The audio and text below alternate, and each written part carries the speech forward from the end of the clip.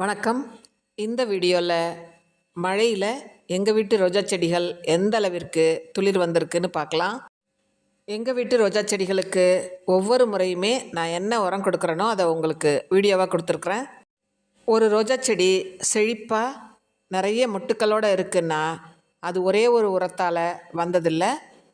பல உரங்கள் நம்ம தொடர்ந்து பராமரிப்பு கொடுக்கும் பொழுது இப்போ நீங்கள் பார்க்குற மாதிரியாக அழகான பூக்களை நமக்கு கொடுத்துரும்.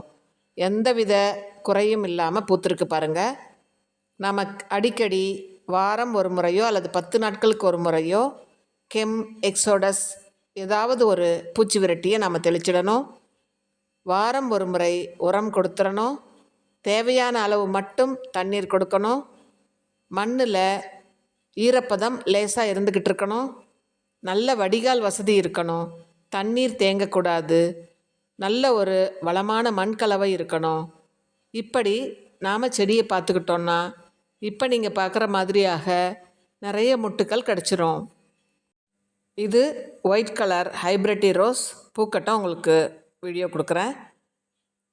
இப்போது இந்த வீடியோவில் ரோஜா செடியில் இருக்கக்கூடிய பூவை நாம் மேல் பகுதியில் மட்டும் கிள்ளி எடுத்துடாமல் அதை நாம் ஒரு 4 இலைகளுக்கு கீழே வந்து கட் பண்ணும் பொழுது அந்த தண்டு கனமாக இருக்கக்கூடிய இடத்துல நாம் கட் பண்ணுறதுனால அந்த இடத்துல சத்துக்கள் அதிகமாக இருக்கிறதுனால உடனே நமக்கு துளிர்கள் வந்துடும்.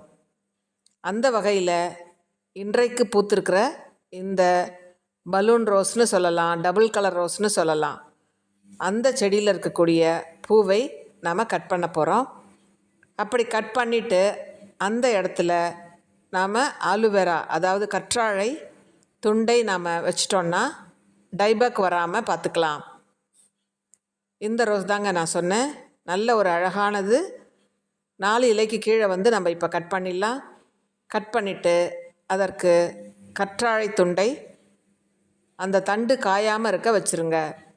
மேல் பகுதியிலே நாம் எடுக்கும் பொழுது காம்பு பகுதி மிக மெல்லிதாக இருக்கிறதுனால துளிர் கனமாக வராது. அதனாலேயே நாம் இன்னும் கீழே வந்து கட் பண்ணுறோம்.